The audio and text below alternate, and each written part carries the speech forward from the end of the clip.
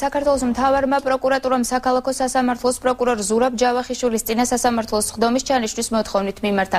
თელავის რაიონული პროკურორის მოადგილე ზურაბ ჯავახიშვილს სისხლის სამართლის პასუხისგებაშია მიცემული. მას ბრალადედოება სამსახურებრივი გულგრილობა დანაშაული, რომელიც საქართველოს სისხლის სამართლის კოდექსის 342 მუხლის პირველი ნაწილით არის გათვალისწინებული. საქმე ეხება ალექსანდრე ბახუტოვის ბრალდებას, რომელიც საქმეშიც 2007 წელს პროკურორი ჯავახიშვილი იყო ბრალმდებელი. ბახუტოვი ლაშა ჩოფიკაშვილის მკვლელობაში დამნაშავედ წნეს, თუმცა მოგვიანებით გაირკვა, რომ ჩოფიკაშვილი ცოცხალია.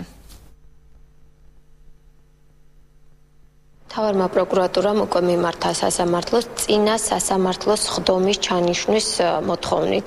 ამისთვის ჩვენ მქონდა 48 საათიანი ვადა და უკვე მიმართულია და ჩანიშნულია წინა სასამართლო სხდომის თარიღი. საქმე ეხება მოგეხსენებათ პროკურორ ზურაბ ჯავახიშვილის ბრალდების საქმეს. მოგეხსენებათ, რომ პროკურორი მიცემულია სისხლის სამართლის პასუხისგებაში.